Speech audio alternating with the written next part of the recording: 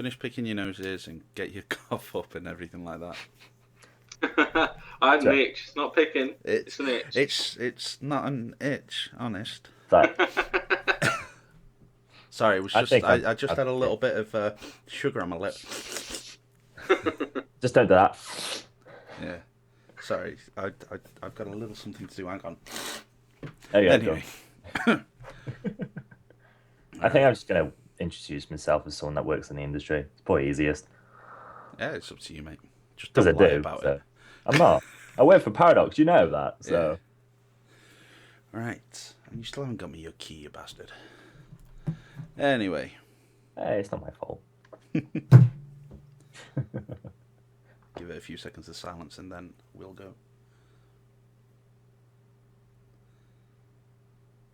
Hello guys and welcome to the first episode of the Titanfall podcast. We are going to be doing this every now and again, hopefully every week we're going to get something recorded and released to you guys. We are a collection of people that are very interested in the game. I'm going to get Annie to introduce him first, introduce himself first, and then Syraxia, and then I'll finish with me. So Annie, who are you, what do you do, and why should we listen to you?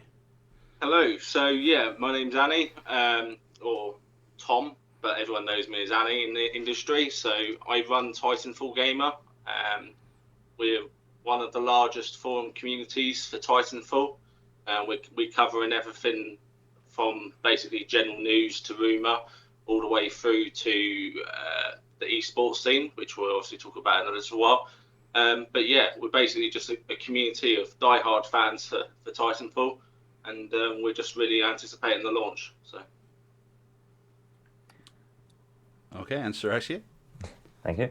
I am currently someone that is working within the esports industry, currently doing some work for Tripwire Ladder, doing the Red Orchestra and Rising Storm, live streaming and casting for the ladder of that, which is currently on a null period because the last ladder finished quite recently, and I'm very much interested in Titanfall, so I'm looking forward to hopefully doing some live streaming and casting of that myself. Good. And I am Jembu. I run Titanfall-Central, and I have to put the hyphen in there for some reason.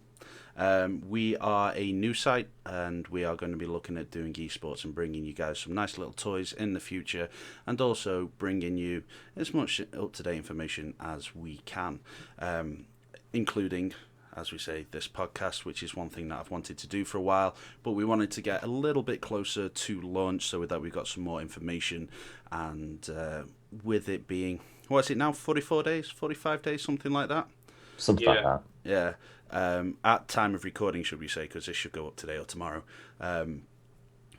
we are slowly getting bits of information that we've seen, which is what we're going to do. So first off, like I was saying, the aim of the podcast is to bring you all the information, and we have a few different segments that we want to do. First of all, me and Annie, we've spoken at length about this, with the alpha just coming out and finishing, and people breaking the NDAs and stuff like that. We weren't in the alpha, so everything you're going to hear from us and from Syraxia is from when we played the game in London back at the Eurogames Expo. We all stood in line. We all played the game, and that is where all our information is coming from stuff we've seen as well. The only other thing you can see down, I think it's this corner, there is a nice big gap. We're going to be looking at getting fourth person on the podcast every now and again, or hopefully every week, but we'll see how that goes. And it may be a developer, it may be somebody for a spotlight on the community, and we'll see who we can get on, and we want your questions for them, and also questions that you want us to try and find answers to and stuff like that as well. So, first of all, what's been happening? Annie, do you want to take us away? Oh, I'll let you start. Sorry, I was miles away there, guys. Sorry. I just wanted to see if you're awake or not, to be fair. So, we had the alpha test recently. Anybody want to put any chime in on that? Do you think we're going to get a beta or anything like that in the future? Well, I suppose an interesting thing which has literally just occurred this weekend was the fact that if you went to the origin page of Titanfall, a nice little logo appeared with the option for basically stating that the beta is coming and be prepared for it. And that's kind of like the first real sign that we've had of an official response stating that there is going to be one. You know, Abby has kind of teased us, said that it may happen, it may not happen. You know, just doing her job really well and just keeping people on their toes. Everyone that I've spoken to kind of within EA, they've been the same. They're kind of like, it may happen, you know, we're trying to fit it in. I would say that we're highly likely to get one now. You know, we're, as we said, 44, 45 days away. So there is still that opportunity to obviously get that out and just kind of, you know, just everyone's kind of just surging at the moment, wanting information, chomping at the bit. And if that was to come out, and even if it was just one level, you know, it's going to really give people a taste of the game to see what they've got to look forward to. Maybe answer some of the queries that people have got. Maybe some of, you know, I guess the real thing which people have been questioning before the alpha was the 6v6. So it gives us a good opportunity to try that. And obviously we haven't tried it since Eurogamer, so it'd just be a good hands-on experience. But I would say we're highly likely we're going to get one. Do you think it's a little bit late though? Going from past histories of FPSs, you look at Battlefield 4, they had their open, what was it, a month beforehand? Yeah, something like that. Yeah, you've seen how much controversy that's caused and how much trouble we've actually had with bugs in the game, with server stability, with even just the progression of your character and stuff like that. Do you think it's been left a little bit too long to it's been content launched for a while now? So I think the issue, you know, the terms beta is so widely spread in the gaming industry. Yeah. I mean, I've worked in a testing environment myself some years ago, and in the sense that normally with a company, a beta will always be internal. It will never kind of be external.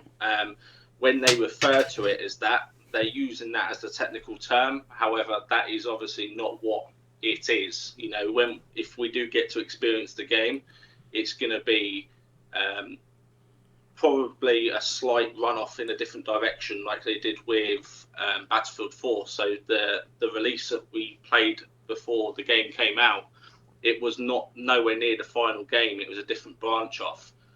So although the game is content locked, it's unlikely that will be the version that we play. It may be a slight variation of that. I would highly likely expect it to be the alpha with increased textures. the way that I would expect it to be more than anything, not as you said, it was not necessarily a beta or even an alpha. It's the way to look at it would be as a stress test of the servers. That'd be the main reason why they do it. They'll do all the testing in house, the balancing, all the rest of that. Because they have specified people to do that. Of course, even when it's fully released, they'll never find every bug and problem within the game until final release anyway. So at the end of the day, it will be just a stress test of the servers, making sure that they can handle the amount of players that they're expecting to get. And it also gives them a good indication of how many players to prepare for. I mean, obviously, you saw it with Battlefield 4. You see it in almost any multiplayer only game where, for the most part, they will do this kind of thing because at launch, most of the time, they have server problems or server instability. And so they need to make sure that they don't run into that on launch because, especially for a multiplayer only game, it would cause a lot of problems. Needless to say. I think that's quite an interesting thing to bring up as well, just for anyone which is watching the video and you know you're a little bit confused. You're thinking the game's made by EA and you're worried that potentially that there's going to be server problems. as we've seen with Battlefield 4. I just want to make it clear that this game runs on Microsoft Cloud servers. It has nothing to do with EA. Yeah. So you've got no worries there, guys. And just touching a little bit more on the servers, Microsoft Cloud servers are ranked #1 in the world for performance and reliability. So as long as the matchmaking side of the servers works as expected, I would say that we're probably going to have one of the best console experiences with dedicated servers. So it's something that I'm really excited about. And hopefully it will usher in kind of a new generation of dedicated servers on consoles, because up until now, I think that dedicated servers haven't been reflected properly or in a good way on consoles. We've always said, we're going to get dedicated servers, and going away from Titanfall just ever so slightly for a second, a lot of people bought the fact that Call of Duty was going to be running on dedicated servers on consoles, which isn't the case. The dedicated server is their matchmaking server, so don't have no preconceptions of what these servers are going to be like. They are going to be good, and hopefully, touch wood, we're going to have no problems come launch. That's one thing I've either looked over or I've absolutely missed. Have we actually had confirmation that there are going to be dedicated servers yet, or are we still looking at local? We have. Yes, Abby has confirmed it. Yeah. This is what I get for working long days. Going back to the alpha, this is what I thought that the alpha originally was. I had this argument with somebody saying that, it's an alpha. I was like, well, it's not really going to be an alpha. It's going to be more of a stress test and more of a technical test, which it actually was. Even Respawn said that themselves. So it's nice to see him getting a test out there. I was starting to get really worried that nothing was actually coming out in the forms of testing. The only other downside to this testing is there was so much NDA breakage going out the window. It was untrue. I have a huge thing. I've tested games for many, many years, and I've always kept to my NDAs. Even with being press and stuff like that, you always get your embargoes, which you have to stick to. And at the moment, there has been so many leaks out there that the EA and people just can't keep up with it. So this is why we said in the disclaimer that we're not going to be breaking any NDAs, because one, we can't, and two, we haven't really got anything that we can tell you that isn't already out there. We can just bring it into a formatted experience. So going on to our next one, Annie, you touched it on when you were speaking before, the 6v6. Is it too big or is it too small? I mean, I'm pretty sure the setup we had at Eurogamer was 6v6. Yeah, it seemed like that, yeah. So, and, we've obviously spoken about it, and there was a huge outrage recently, but we was having 6v6. I think because people have just seen that we've now got 64-player Battlefield. I think people were picturing this big epic battle with, I don't know, God knows how many people, and that's obviously not what Titanfall is. They've said that they tested it up to, I think it was 12v12, and they said that the balance wasn't right, so they wanted to bring it back to 6v6. At the end of the day, I trust those guys. They've made the game. It's their game, and if they're saying that that's what it should be, then that's what it should be. I mean, with the AI as well, it's going to be pretty hectic. But I think 6v6 is enough. I don't think it's going to be detrimental to the game. And I still think you're going to have that immersive experience with the AI and the Titans. So I imagine that it's still going to be pure chaos. I think what most people did actually forget was, it's been commented on a few different websites and ours and yours and everything, that there's going to be the ability to have 48 individual characters on the playing field at one time. So that's your 6v6, which is your 12 players, and then you've got your 6v6 on your Titans as well, so that takes up a fair whack, and then you've got your AI grunts and all that. So there is going to be a hell of a lot of things to actually do. I mean, I don't think at any one time when I played the game at Eurogamers that there was any downtime, really. I mean, you're up on the roofs and everything like that. You're surveying everything. You can see it in the gameplay videos when the pilot goes to take out the Titan from the roof. You can still see people. You can still see AI. You can still see people fighting other Titans everywhere. So, from my experience, your experience, John's, Sir Axia's experience, it is quite nice. There is something to always do, and that's really without many objectives. Because wasn't it a team? Was it TDM? It was TDM with a slight twist at the end at Eurogamer where you had to run for a ship or whatever it Yeah, was. the epilogue. Yeah, you had to run for at that towards that at the end of the round. And that's one thing that I noticed when I was playing at Eurogamer. It was very immersive while you're doing all the parkouring, while you were taking down all the grunts, all the opposite players, all the other titans, and all the rest of it. It was hectic enough as it was, and I couldn't imagine it being. It would have been detrimental if it had any more because there'd just be too much going on. You wouldn't be able to focus as easily or uh, as quickly as you may want to. Because, I mean, if you had so many people, you'd spawn and you'd die within a few seconds because the maps, even though they felt big, I don't think they actually were. It's just because they're on several different um, levels that it That felt is a the lot difference, bigger. isn't it? And they weren't exactly massive maps. It just felt it because of the way that there was so many, how quickly you got about. That was the one thing that I thought with the Angel City map is where with COD you have your like different floors. You have your ground floor, then you have your first and second floors of buildings and stuff like that. And Battlefield, you have the same thing on more grander scale, and then you have your helicopters and planes and all that sort of stuff. There isn't been any way to transverse quickly between those different levels. This is where the parkouring comes in. You've seen the double jumps. You can see the momentum picking up, the bigger jumps on bigger jumps and stuff like that. So that is the main difference, I think, between having a 6v6 on the floor like Counter Strike, or you have a 6v6 on Titanfall. There's going to be the difference. It's going to be that quick, interchangeable gameplay from ground to to top floor.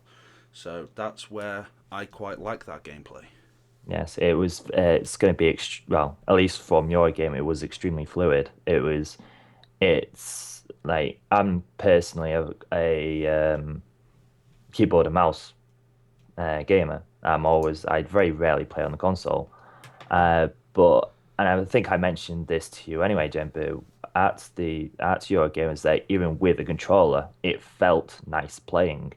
You felt immersed in it, uh, even with how hectic it was. And if it was any more hectic, then I don't think you would be, as I said before. Yeah. Any other thoughts on this, Annie? Yeah, I was just saying, I going talking about the movement. It's gonna add a whole new dimension to the game because I'll give you an example. Say you're playing an objective game type now. You're trying to protect the flag, or you're trying to cap a flag that someone else is on. You try to run up the stairs. Someone's watching the top of the stairs. There's no way for you to deal with that. You'll spawn, die, trying to get them out of that position. Obviously, now we have Titanfall. You're going to be able to jump straight up onto the top floor. So it's going to change the gameplay so much. It's going to add a new dimension.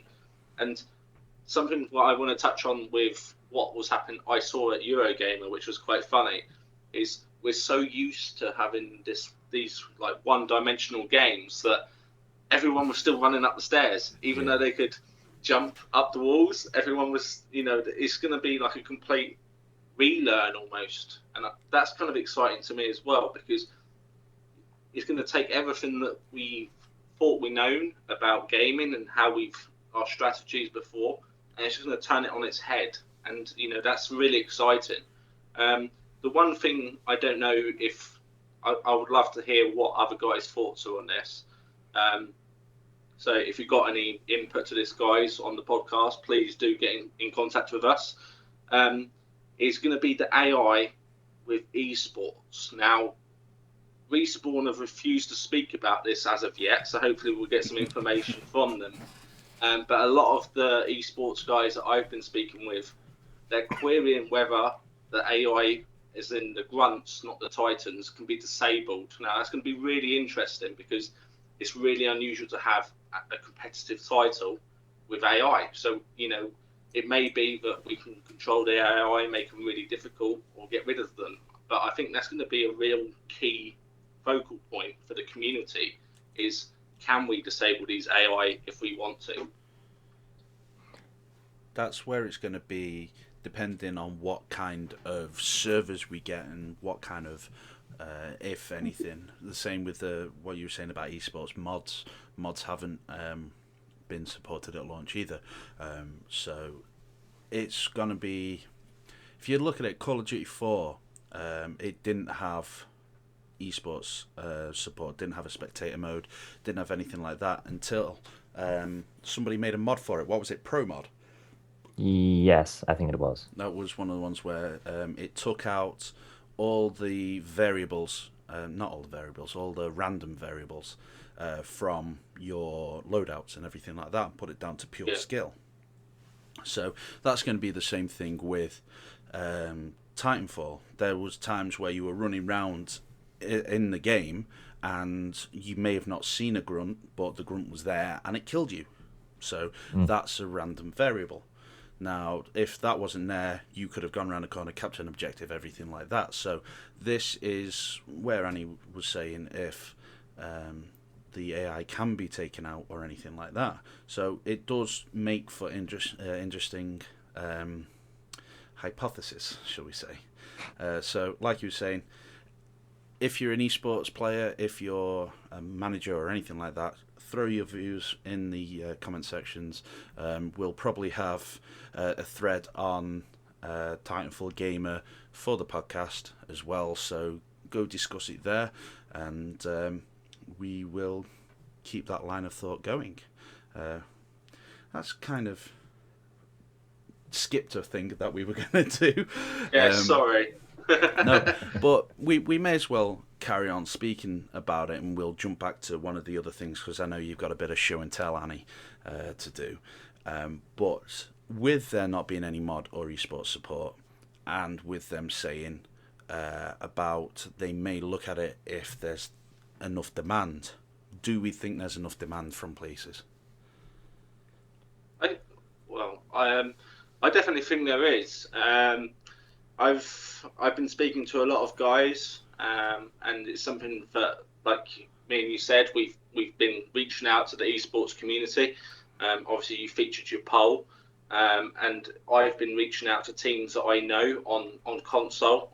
Competitive players at the moment are playing Call of Duty, and they're really watching Titanfall with interest because it's been so long that we've had a game which could potentially shake up and basically be as simple yet as complicated as you like, because the way that Titanfall has obviously been designed, it's when you hear them speak in an interview, they want to make something strangely familiar but different at the same time. So, and these guys were obviously behind Call of Duty 4.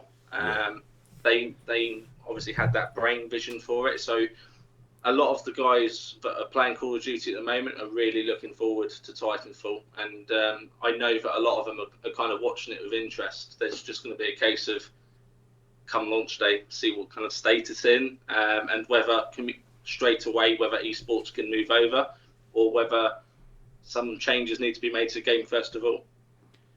Yeah, and say while I've been at events such as Insomnia Gaming Festival, which was in Telford, now is in Coventry, I do believe. When I've went there to the last one, I-50, I was speaking to one of the managers for Team Dignitas about basically what his thoughts were and a few of them, and they were saying like they're interested as well. Like there's a lot of people in PC and console, from what I've gathered, there's a lot of people that's interested to see how it goes. Whether or not there'll be um, the potential of support, I would say, is they're not so much bothered about there being no support yet. It's more along the lines of whether or not that they're willing to at least look at it, whether or not they're willing to, change it slightly if needs be, like as you said before, turning off the AI if that's something that needs to be done for esports, like certain servers. And so it'd be interesting to see like if there is like not I wouldn't say an outcry, but if there's a lot of people and it's quite a large majority of the people that are looking forward to Titanfall want esports, then yes, I think it probably will end up being supported because it's because there's always something going on, and I assume there'd still be a lot going on even without the AI there.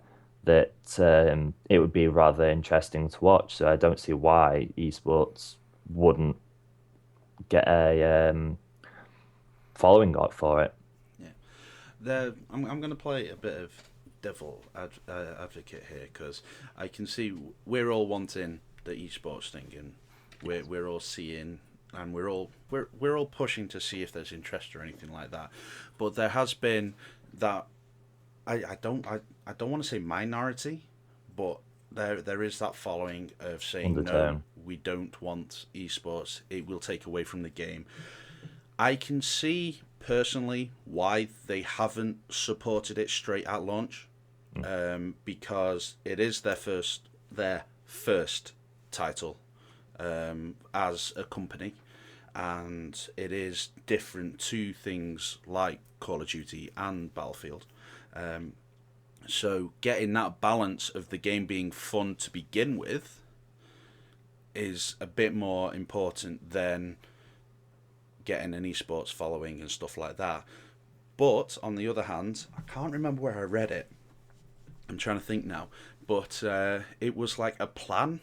Was it an EA development plan or something like that for over the next few years?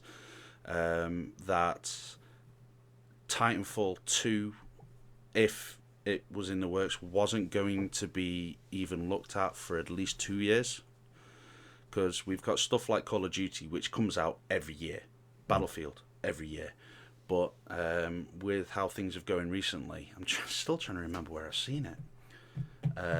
They were saying like it's going to be Titanfall. It was Battlefield last year, Titanfall this year, then another title they were talking about for next year, and then it would repeat again. Battlefield, Titanfall, such and such. It's meant to be Star Wars. Star Wars, Wasn't it? You've seen it then, haven't you? Yes. So you could have stepped in there. Where did we see it? I was enjoying watching you think. oh, thanks. Yes, it's very hard. People who know me will go, Jesus Christ. I'm surprised his head hasn't exploded. But anyway, so yeah, we've got that potential. Call of Duty 4 didn't get anything until 8 months after launch. So there is that time. There is that the longevity of the game. It will be there, I hope, and that. Even though I want esports, I can see why they've done it. Make the game fun first, get a following, and then throw it all out. So, yeah. I think as well, touching on what you said there, Respawn are actually quite a small team in the size compared to some other studios. They've obviously come along, they've had this idea, and it's kind of, if you've seen any of the interviews, they've been completely blown away by the support that they've had. They kind of had this idea, they've run with it, and I think even they are a little bit overwhelmed with the interest and how much the game has blown up. So, like you said, the important thing is to make the game good, first of all, because if the game isn't good, then no one's going to play it, let alone esports players. Yeah. And then obviously it's kind of like a resources or manpower situation. I'd rather than get the game as smooth as butter and then kind of address it as and when it happens. So I think we have got a good opportunity of it happening. If I remember rightly, isn't it about 75 people they've got on their team, something like that? Yeah, I think it's around that number. Yeah. So it's not exactly a huge team, is it? Not like No. I think there's like 75 people on one map or something like that for. Well, that's a bit exaggerating though for like Battlefield or something like that. but games like Battlefield are spanned over the world. You've got different teams in UK, in US, China, all that sort of places. So it's nice to see one team focusing on one game and being as tight knit as they actually are. This is gonna do a ruckus here. PC or console? Which one? If an esports came, which one do you think would have the better following? Well, this is quite an interesting subject because I spoke with Benson on the site. He did an interview with us. Those that aren't familiar with Benson, he is a caster for console side of MLG. So he's actually just moved out there. So if you're seeing this, Benson, good luck, and I hope everything goes well. But we spoke to Benson regarding this, and he had quite an interesting viewpoint. Actually, he didn't think that you could have it competitive on console as well as PC. He saw it that it would go one or the other. You would have to say that if it was to go of one of the two, as long as the PC game has got behind it, it would always be PC. Because as much as console is moving towards a competitive environment, we're seeing that with the Call of Duty Championships, which have just been announced again. Console is moving in the right direction, but it still doesn't have enough support behind it for it to flourish immediately. I would say that if it was going to be one of the two platforms, it's more likely going to be PC. Being a console player nowadays myself, I do hope it's console, but we'll have to see. I was actually surprised about that answer there. And it's for me, as I said earlier on, I am a PC gamer, and that for pretty much the same reasons, I'd love it to be on the PC because just because that's the reason why I focus on it. But the problem with I think that console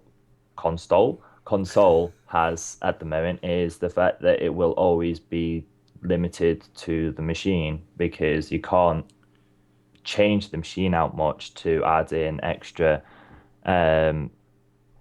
easily, but I add in extra graphics qualities or whatever, which makes streaming something like that a lot easier.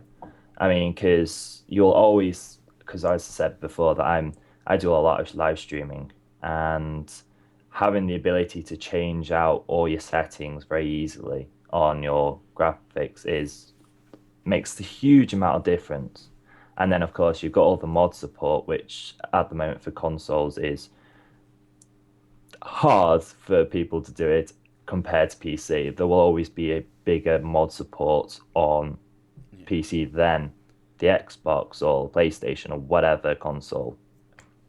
And so it's like, even just from that, if Titanfall ever got mod support, I reckon that it would be a lot bigger following just on PC just because of that. Because then you can specifically create something as a mod for esports, whether it be changing the spectator mode if we ever get that, or whatever. Just basically it gives you the ability to change around. I mean, I just want to touch on that a little bit. I mean, we do, obviously, from the console side, I feel as though I have to represent the console side a little bit stronger here. You haven't heard my answer yet. In the sense that, PC always is going to be more customizable. We're always going to have more options with it than we are with consoles. And that's the thing with kind of a walled garden, in a sense, with the consoles. We don't have access to those mod tools.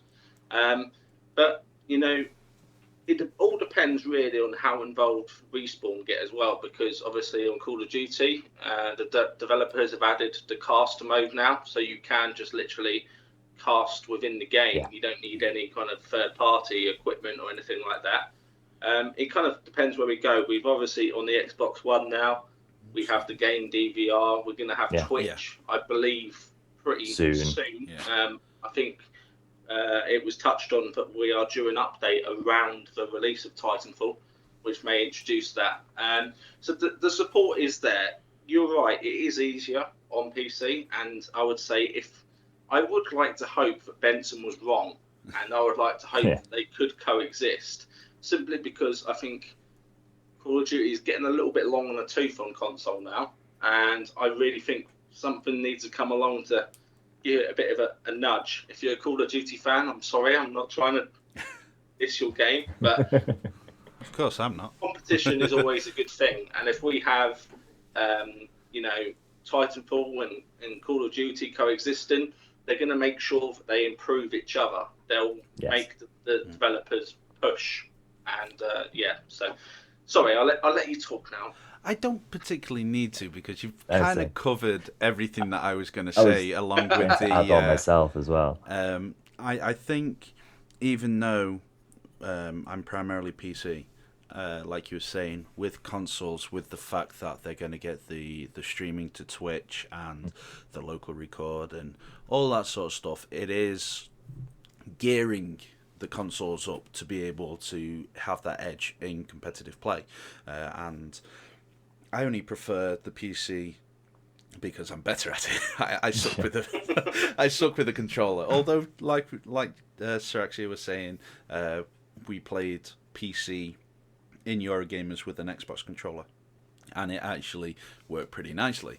Yeah. So it will be nice to see. It's going to have a difference in divides, of course. I've always seen first-person shooter esports more of a console thing. I don't know why. I have as well. Yeah. Whereas stuff like MOBAs and all that have primarily been on PC because they are PC. And I think more people look at esports nowadays and see the PC only because of, say, League of Legends, Dota, all the big money pots and stuff like that. So that's the only reason why I think people see PC for esports at the moment. But my view, probably with console, which means I'm gonna have to buy one. Yes, unfortunately, I'm probably gonna end up buying one myself. I can't really afford it.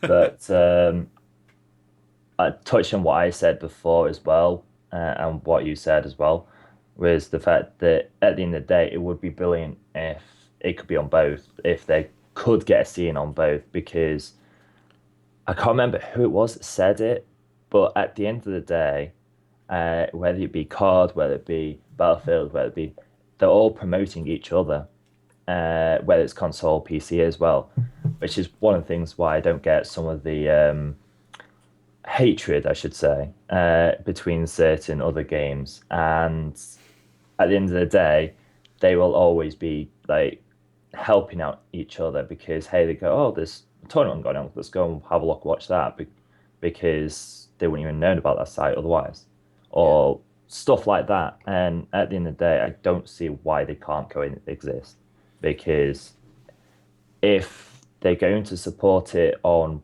console, then the patch is still going to end up on PC and vice versa, one way or another. So why can't You're not going to leave it off one platform? I mean, okay, it's going to be slightly different. It's going to be slightly more work for one or the other, but at the end of the day, why can't they coexist? So there we go. That's our views on the esports things. The only other thing is seeing who will support it, which teams will support it. If we can get big teams behind it, then I'm sure it's going to be looking at what are some of the bigger Call of Duty ones now? Because I keep seeing stuff like Optic Gaming and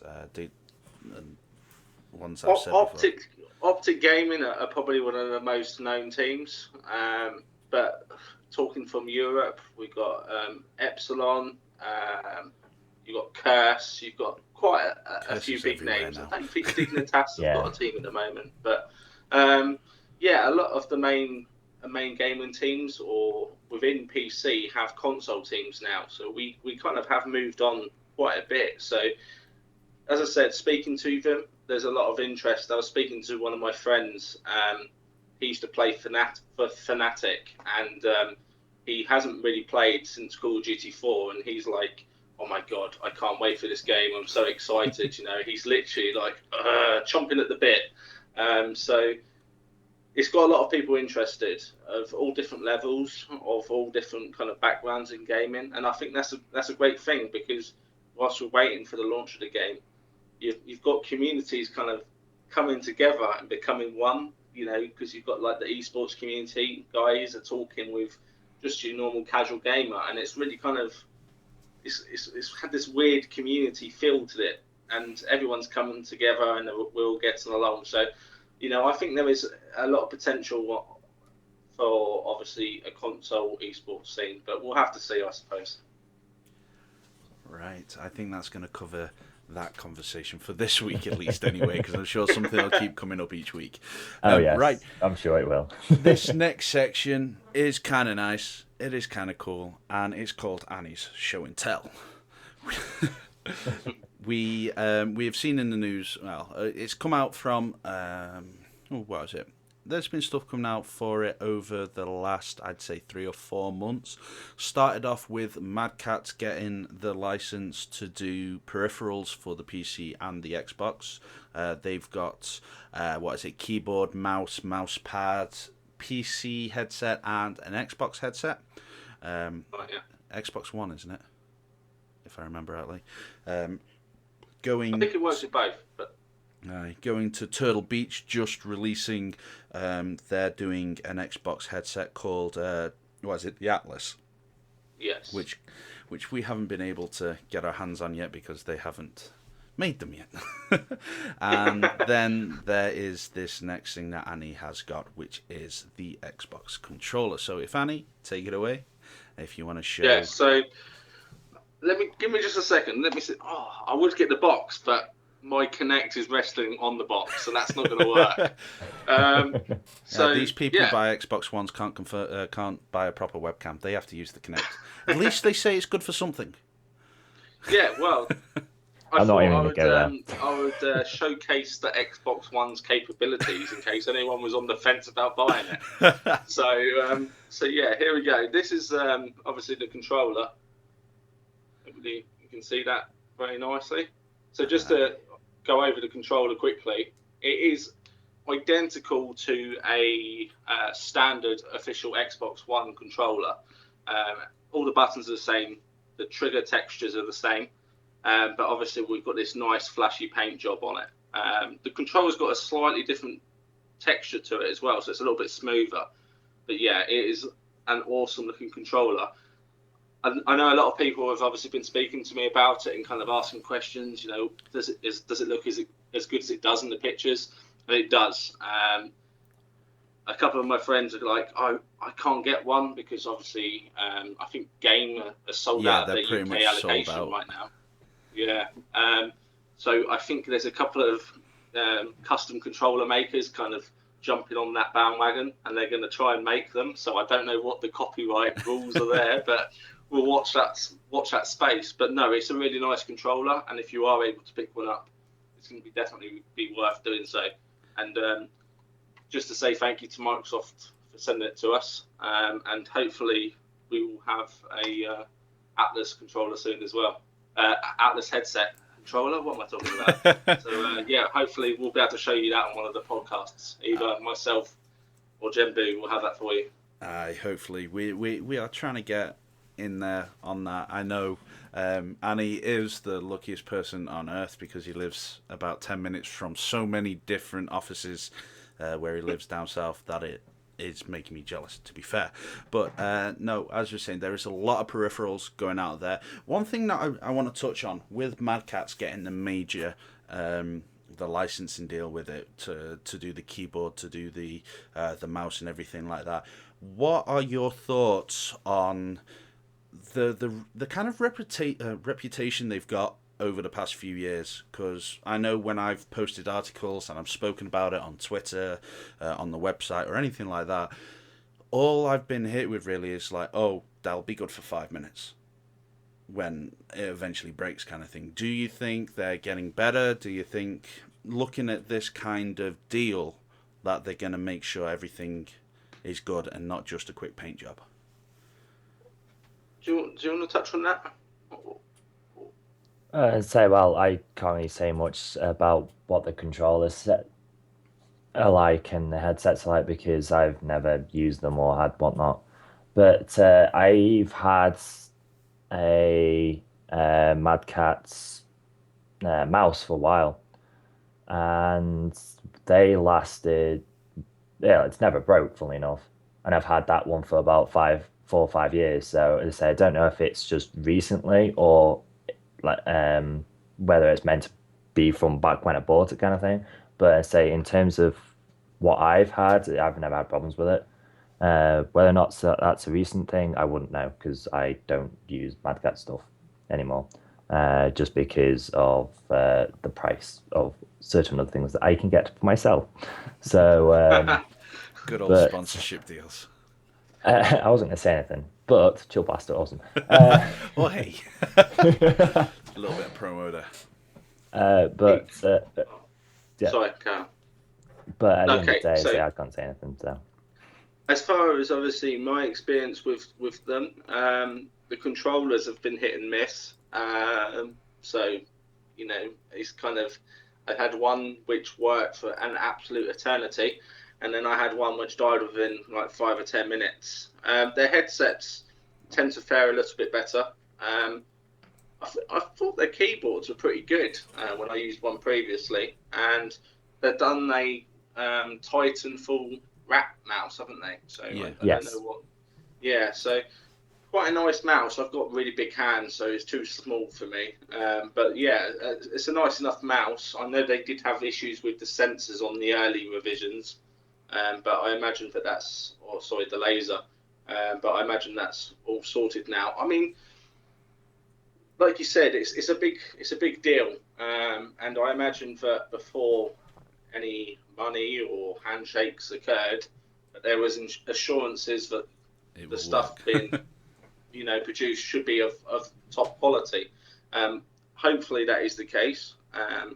If obviously you guys have had any bad experiences with your Mad Catz accessories, just comment on the video and we'll talk about it a little bit more. But I think they've been quite clever because obviously we've got the Mad Catz range. We've obviously got the Turtle Beach doing the headset, which is going to be a direct competitor.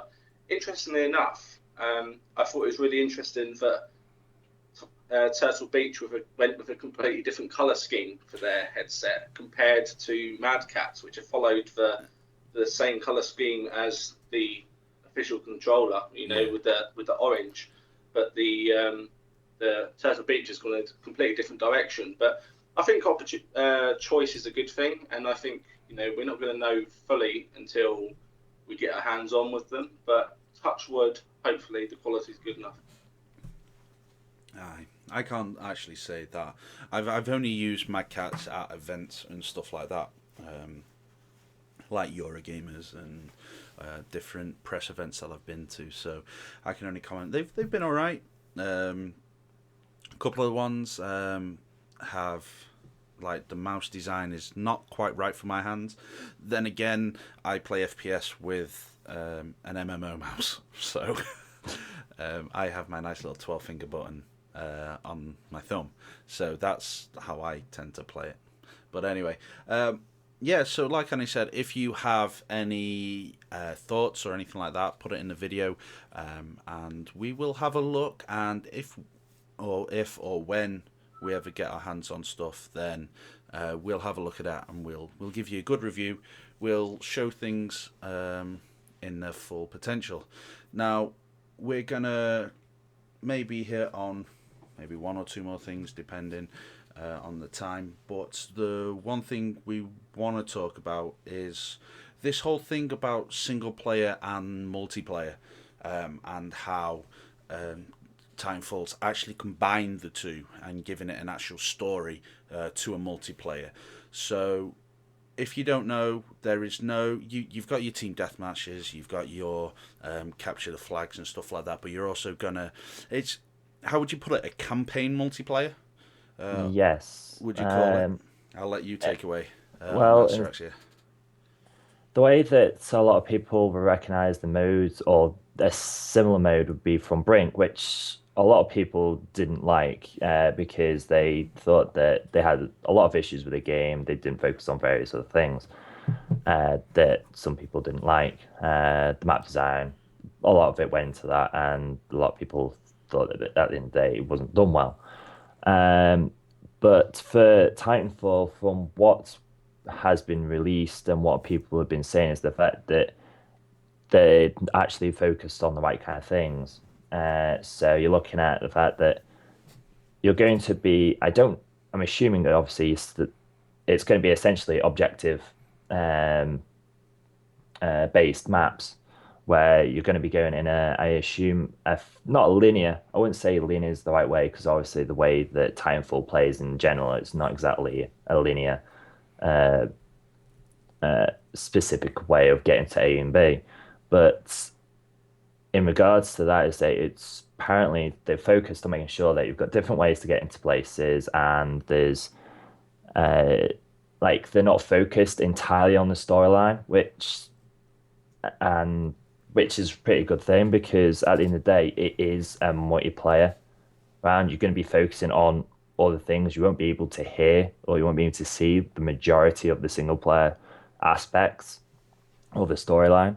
And so I think that's the way that it should be done because, quite frankly, if you focus so much on the storyline, I mean, you wouldn't be able to see most of it unless you really focus on it. You didn't play with anyone, you literally just did it against the eye, which would defeat the whole purpose of it. And so I think they've gone down the right route where they've basically said that, okay, we're going to do a multiplayer campaign, but it's not so heavily story based that you can't enjoy the game while you're in this multiplayer format, especially since a lot of people completely skip the campaign and shooting games and could just go straight to multiplayer. So I mean, I think that's the other reason why they've actually done this instead, so that you can still get for those people that do like their lore, their little storylines, that you've still got that in there, but you can still essentially just skip it if you don't want to do it, which I think is quite nice. Aye. I mean, that's one thing that I've always been when I've played shooters and stuff like that. When I've done the multiplayer, it's like Battlefield 4.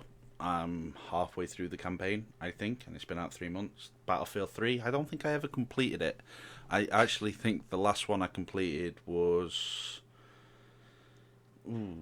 Modern Warfare 2, maybe. So that's Mine going was back. even further, Yeah, mine's even further back. So I have to say, and this is going back to Vince and them. I love the campaign of Modern Warfare. That I really yeah, enjoyed. And actually, no, I did World of War as well because I like World War Two, and it's when I started playing Call of Duty because I have yes, been there from the beginning. yes, so No, but as you were saying, it is nice when we played in Eurogamers. The game we played, it was a start off, I think, to one of the campaign maps. From what you gathered from how it started, you saw it in all the trailers so far, where you put the pilot into the sewer, and then you've got to cover their escaping kind of thing. So it wasn't in your face, but it wasn't so far out the way that you didn't actually understand what was going on. You knew that they were trying to escape. You knew you'd had the opponents come and try and stop you and sort of thing. So if it can keep like that all the way through, it'll be nice. It'll be nice if you can keep it all. If you could play it in like a playlist, I'll be happy. yes, Because haven't they said as well that each map will have one of each mode kind of thing? yes, I think they have as well. I can't remember where I saw it, but I do believe that it was that. So what do you think, Annie? I actually quite like. I like the concept. Um, I'm I'm a little bit against the norm, I suppose, because I've completed Battlefield 4's campaign. I have to tell you, I had to do it in one sitting because the amount if I turned the console off and I turned it back on again, the game had corrupted. So I had Oh to do it yeah. all in one sitting. So and I've done Ghosts as well. So what can I say? But as far as single player in first person shooters or multiplayer orientated games, I really kind of wish that they would skip it in the sense that obviously the way that Battlefield have done theirs and the way that Call of Duty have done theirs. What I often found myself doing in Battlefield was thinking, do you know what? This mission would be awesome to do with one of my friends. So, if anything, the way that Titanfall's kind of gone about it is ideal for me. It's kind of what I want from the game. Yeah. I like the fact that if my friend wants to play the campaign or the multiplayer, I can play with him. Even if I'm not too bothered about the story, I can still kind of play the game whilst he's doing it. So you can have that replay value. You can be able to play with your friends again, and it's not going to be stale. Whereas, if they'd done the story mode in a set, like you said, more of a linear kind of story mode where you had to do this, you had to do that, and did it in stages, I think it would be a lot more boring, and it would be wasted resources. So I think the way they've done it is they've not sacrificed single player entirely or a campaign entirely, but at the same time they've kind of implemented the two, and I think it's a really clever thing. And I also think that if it goes well and the reception to it is good, I think it's something we'll start to see in more shooters moving forward.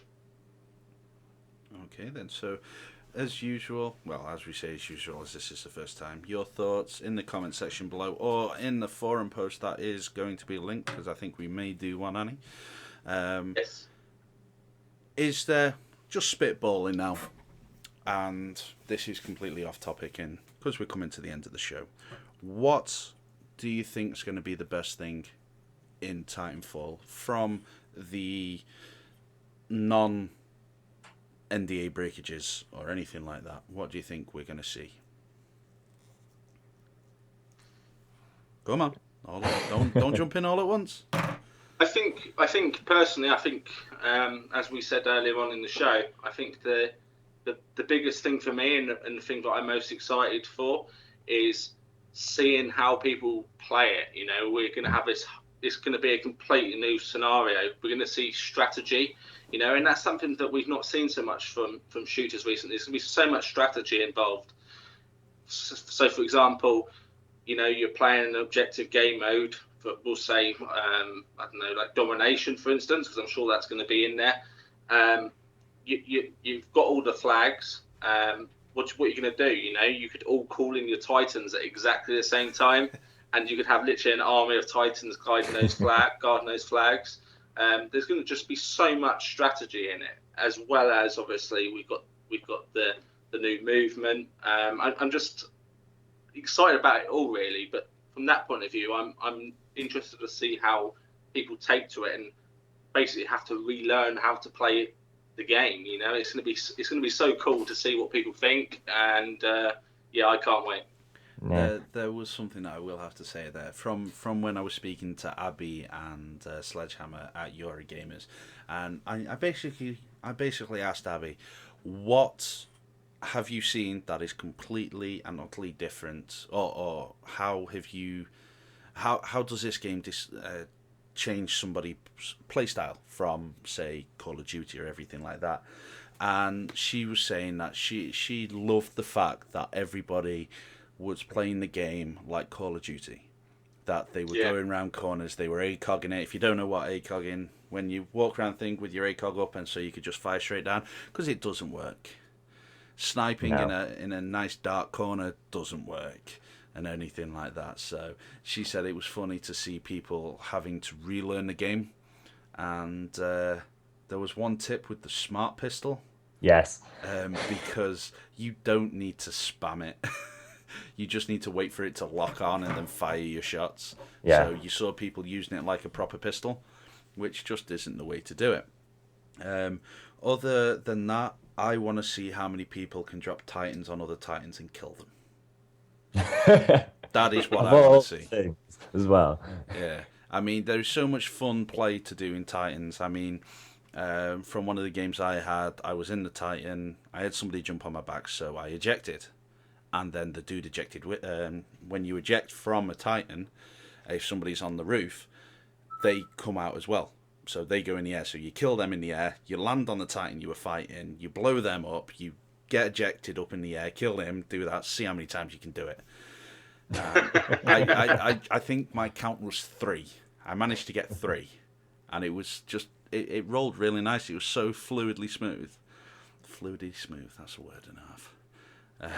But no, it is going to be different to see how people react to not being able to camp as much Yeah, and I say one thing that I'm looking forward to seeing is kind of what you touched on before, but at the same time, I don't think there will be obviously there'll be several good ways of like playing a game, but I don't think there will be the definitive this is the way you've got to play. And I think that'll be something that's really nice because in all of your um well, pretty much any shooting game that's got multiplayer, there's almost always a certain way you've got to play it. Even though there may be different roles, I think that in Titanfall you'll have those like different roles still, but at the same time there'll still be different ways to play those roles. So I think there's a lot of experimentation for you to actually play around with the game in that regard. And at the same time, one of the things that you said before was everyone was playing it like COD at Eurogamer, and one of the things that I noticed was the thing about the smart pistol. But I was on the roofs, and one thing that I noticed is no one looked up. Everyone was just going around like looking on the level playing field, and it was just like I'm just above you shooting you, getting loads of free kills. So it'll be interesting to see how quickly people also pick that up. And then once a lot of people pick that up, the fact, okay, there's so many different levels and different ways of playing it, I've got a feeling the game's going to get even more frantic because then people will realize and be looking all over the place that it's going to be extremely frantic, I reckon, in the end. And I think that's one of the things that the genre kind of needs. They need something that's going to be frantic. They need something that, as you said before, changes it. And I think that from what we gathered from your game, is that it did seem like it was going in that direction. So, yeah. Right then, I think that's the perfect way to finish the podcast up on here. So we're gonna do the self promotion and everything like this, but first, there's one thing that I do want to say. This podcast is hopefully going to be one of of a long line of stuff that we're going to do. Now, if you have any comments, have any suggestions of segments or anything like that that you want to do or that you want to let us know, then you can put it in the comments or even leave some feedback on either one of Titanfall-Central or Titanfall-Gamer. And let us know, and we will interact with you. This is not going to be one of the ones where we're just going to do the podcast, release it, and let it go. We are planning on live streaming at least one a month, I would hope, depending on my internet or whoever we decide will host the show when we live stream it. But we do want to interact with you guys. We're not in it just to, I don't know, do news. We want to make a community for esports as well as just Titanfall as in a whole. Annie, he's done his professional gaming. Siraxia, he's done his casting and everything like that. And me, I'm just a Joe who likes making websites for video games. And so you can find, well, the home for this for the time being will be Titanfall-Central. We will be linking a lot of things with Annie and Titanfall-Gamer because this is going to be a joint project with us. So we are going to bring this, we're doing this for you basically. So if you do have your opinions, please let us know. That's all I want to say. Plus you can find me on Twitter at Jumbo3D or at TF Central. So there you go. Annie, your closing statement, please, sir. Yeah, so obviously, first of all, thank you for watching the video, guys. It means a lot to us. As it was already touched on, we're not getting anything out of this. We're doing this for you guys. We're gamers. We love gaming. We have all come from different backgrounds, but the common interest we have is gaming. And we really want you to get involved. It's something that every message I get on Twitter from you guys, I respond to. I was up all weekend the other last weekend. I got no sleep because that's how dedicated we are to obviously getting back to you guys. So please do get involved, comment on the video, check out Titanfallgamer.com, join the forums, and come and join the discussion. So it'll be great to see you guys there, and hopefully you'll join us for the next episode. And in regards to me, one of the things that I would like to say is the fact that all three of us, I'd like to say, and quite easily say, I think, is the fact that we are genuinely really interested in Titanfall. We've been, and I said, I've only just met Dan, Dan, whatever your name is. Sorry, I've Annie. only met you today, Annie. Annie, close, Annie, stands jeez, close to Annie. that's more like Mr. Sheridan, isn't it? Yeah, I'm sorry, but I've only met you today, but one thing that I can safely say is that we are genuinely interested in, and we want to build this community as big as we can get it to be, and we want to make sure that you guys have all the information you feel like you can go somewhere to talk to if you have a question or anything along those lines, or make mistake with people's names, or that kind of things. Like, you can always send me a message on Twitter, as well as at just at Siraxi as well. So I will always reply if you have a question about Titanfall, if I can answer it. And yeah, that's all I have to say to that before I make any more mistakes. Right then, there's one last thing I'm going to say, and it isn't really our sites related, but it is Titanfall community related. There, I can't. How do you say it? I'm trying to promote something else, but not really. And it's one of the things that people always hate is Reddit. Yeah, there's a lot of places in Reddit that is deep dark holes of the internet, which you just want to stay there. But there is a nice little community there. It's about 3,500 people that are subscribed to it, and it's just the subreddit Titanfall, and there's also Titanfall competitive, if I remember rightly. So if you see them, the link's going to be in description. I'm on there a lot, keeping up to date. It's a nice site for news. If you didn't know about the ad campaign that came out recently, it was somebody on Reddit who first announced it, and they found it watching some weird program on Channel 4, if you're in the UK. It shows you what kind of TV he likes to watch. But anyway, yeah, it's a nice little community there. There is some bitching and moaning. There's some nice arguments as well. And just head over there, take a look. And it's something that you may want to check each day for different types of news, if not after checking our sites anyway.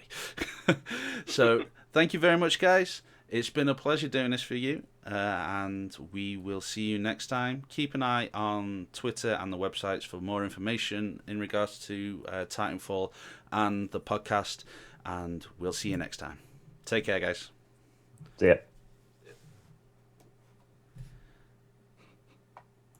There we go.